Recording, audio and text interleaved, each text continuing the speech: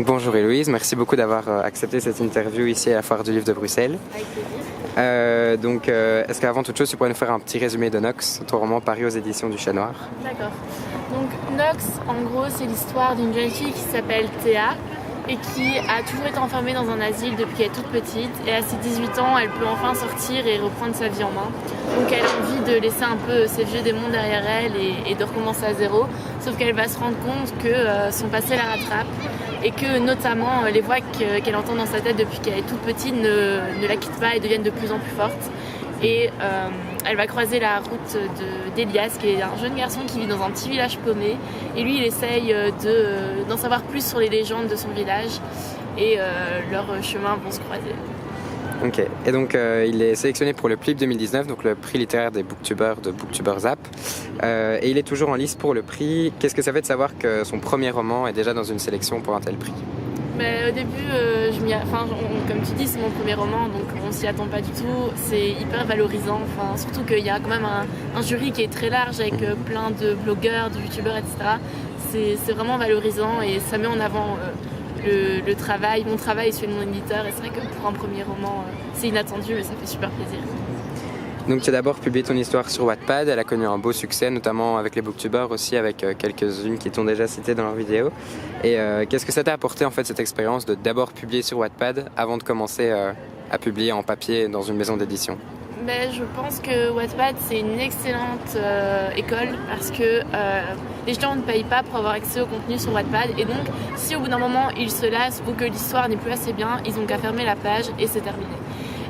Du coup, ça nous apprend à toujours vouloir faire mieux, à toujours vouloir accrocher le lecteur en fait. Et aussi, ce qui est super cool avec Wattpad, c'est que les gens peuvent répondre directement. Donc il y a une interaction qui est très directe et on peut directement voir le ressenti des personnes, voir quel chapitre a mieux fonctionné qu'un autre, voir les points positifs, les points négatifs et comme ça on peut directement se remettre en question et corriger ça, quoi.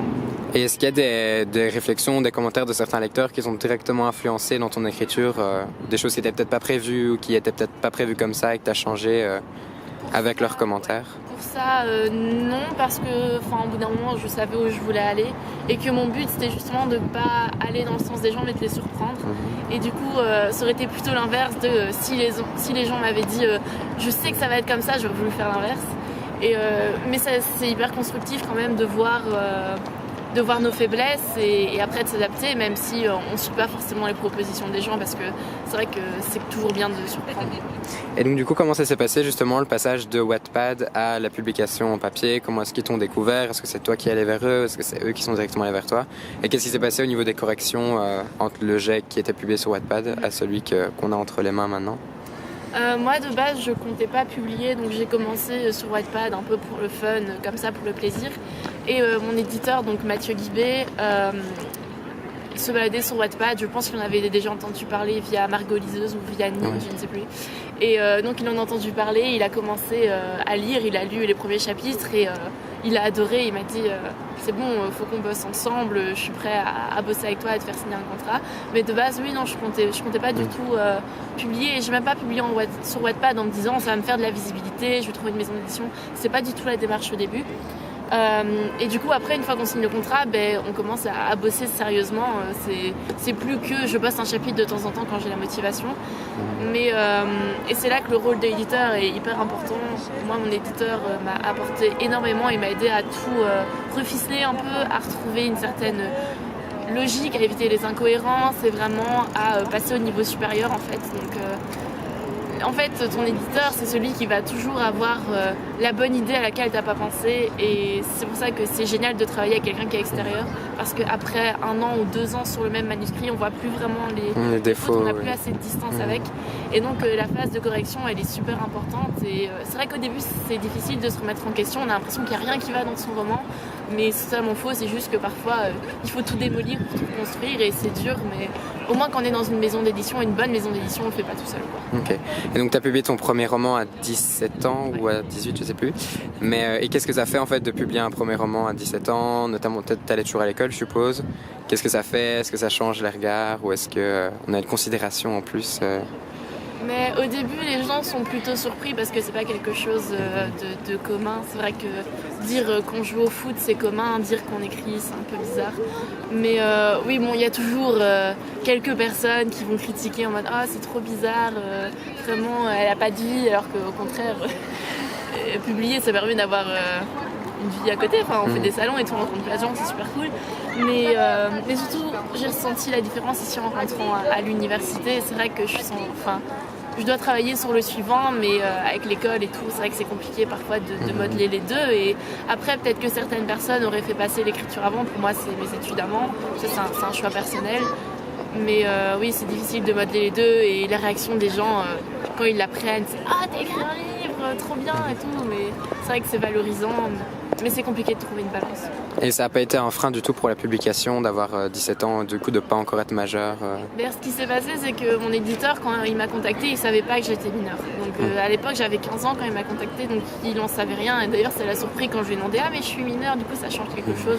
Mais non, ça n'a rien changé du tout, à part... Enfin, à partir du moment où on est traité comme un adulte, entre guillemets, et qu'il y a parfois le regard surpris des gens quand ils viennent dans le salon et qui me demandent « C'est vous l'autrice ?» Parce que c'est vrai que j'ai l'air un peu jeune, mais dans tous les cas, c'est des retours positifs, les gens sont agréablement surpris et on n'est pas infantilisé. Et du coup, quelle a été aussi la réaction de certains profs, de certaines personnes un peu qui te regardaient avec un regard différent et qui ont du coup découvert une autre facette de toi Mais de base, moi, j'en ai pas parlé dans mon école, je voulais pas que ça se sache, donc je n'ai rien dit. Après, ça s'est su par le bouche à bouche et ça s'est su par les réseaux sociaux, mais de moi-même, j'ai rien dit. Après, c'est vrai qu'on nous félicite dans les couloirs, des profs qui nous ont jamais adressé les paroles. Ah, bien pour ton livre, ok, c'est cool, mais sinon, non, ça n'a pas vraiment changé beaucoup. Pour mes amis, ça n'a pas changé grand-chose. Ils m'ont félicité, ils ont continué leur vie, donc voilà. Et du coup, est-ce que tu as des conseils à donner aux jeunes écrivains qui doivent essayer de faire la balance entre les études, essayer de trouver le temps entre les devoirs, les choses comme ça, pour essayer de pouvoir écrire? Est-ce que toi, tu arrives à garder une ligne directrice chaque jour? Est-ce que tu te dis, je dois écrire autant, ou est-ce que c'est plus... Et moi, je suis un très mauvais exemple parce que je suis hyper dispersée et j'ai vraiment du mal à me concentrer. Et là, par exemple, ça fait très longtemps que je n'ai pas écrit. Après, c'est ma vision des choses, mais c'est vrai que quand je parle à des jeunes qui veulent être auteurs ou quoi, j'ai toujours envie de leur dire vos études avant. Mais c'est peut-être mon côté terre à terre qui dit ça. Après, pour moi, c'est un plaisir en fait. J'écris pas pour en faire mon métier. Et donc, c'est un plaisir, c'est à côté, c'est... quand j'ai le temps, quand j'en ai envie surtout, parce que j'ai pas envie de me forcer. Voilà, il est 17h, tu termines ta disserte, après tu écris. C'est pas du tout mon genre. Et il y en a qui le font et qui font ça très bien parce qu'ils sont certainement plus productifs, parce qu'ils s'imposent des séances. Ils s'imposent des séances tous les jours, mais moi j'y arrive pas. Et justement, le conseil, c'est peut-être que c'est pas grave en fait. C'est pas grave si vous n'avez pas la rigueur et si on n'arrive pas à écrire tous les jours pendant une demi-heure. Peut-être que vous allez écrire tous les jours pendant une semaine et puis plus rien pendant 2 semaines et puis recommencer. Chacun a son rythme et ça fait pas de vous un mauvais auteur ou quoi que ce soit. Et faut pas complexer sur ça. Chacun a sa manière de faire. Ok, et dans ton roman, il y a déjà plusieurs points de vue. On a le personnage de Théa et le personnage d'Elias. Et aussi, on a ce fameux passage, on est un peu dans le passé. Comment est-ce que du coup tu as fait, si tu dis que tu n'es pas très discipliné, comment est-ce que tu as fait pour gérer tout ça, ne jamais te tromper dans les points de vue, dans quelle voie tu es, comment tu as fait pour bien différencier tout ça et arriver à ce que ça reste cohérent jusqu'au bout et que chaque personnage ait une voix au final?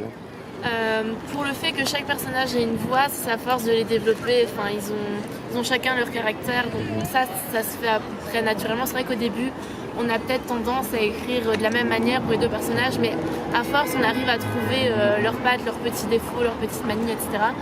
Après, pour la cohérence, par exemple, ça se voit peut-être pas du premier coup, mais par exemple, la version Wattpad, il y a je vais pas dire plein, mais il y a des incohérences, il y a des choses qui vont pas, et c'est à ce moment-là que le travail après fonctionne et le travail avec l'éditeur fonctionne, parce que forcément un premier jet va pas être parfait, il y aura des incohérences dans un premier jet, surtout là j'ai 2 temporalités, j'ai 3 personnages, donc voilà, il faut réussir à tout modeler, mais faut pas avoir peur de se dire bon, j'ai fait des erreurs, mais je vais reprendre et je vais tout remettre en forme, parce que ce sera pas parfait du premier coup et des incohérences il y en aura. Et du coup, tu as des futurs projets concernant l'écriture? Est-ce que tu vas écrire d'autres romans? Est-ce que tu vas les poster aussi sur Wattpad avant peut-être de les publier? Est-ce que ce sera toujours chez Chat Noir? Est-ce que tu peux nous en dire un peu plus sur ton futur d'auteur? Écrire, oui, je le ferai. Après, j'en parle souvent avec mon éditeur, mais je me mets pas de limite et comme j'ai dit, c'est mes études avant et mon envie aussi. Je veux pas commencer à me forcer et à commencer à le faire parce que je ressens une pression. Quand je commencerai, parce que oui, non, je n'ai pas encore commencé, quand je commencerai à écrire les premières lignes du prochain roman, je veux le faire avec plaisir et je veux le faire parce que c'est en moi et que je sens que c'est la bonne histoire à raconter. Et parce que aussi, quand on est en pause et qu'on sort d'un roman, on a des idées qui fusent dans tous les sens, mais il faut trouver celle qu'on a envie de porter à ce moment-là. Et après, écrire sur Wattpad, je ne sais pas si ce sera reposté sur Wattpad, ça c'est à discuter avec mon éditeur parce que du coup, je sais que quand je me lancerai, il y aura une finalité que ce soit pour être publié, mais pourquoi pas, ou alors le début, les premiers chapitres pour montrer que j'ai pas totalement disparu.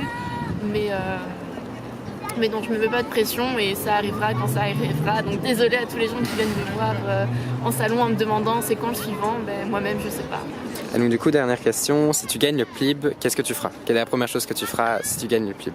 C'est difficile de l'imaginer parce que je m'imagine pas du tout gagner quand je vois les concurrents. J'adore les livres qui sont en face, quoi. Franchement, je suis admiratrice du travail des autres, mais c'est une excellente... Mais déjà, je pense que je vais crier très fort.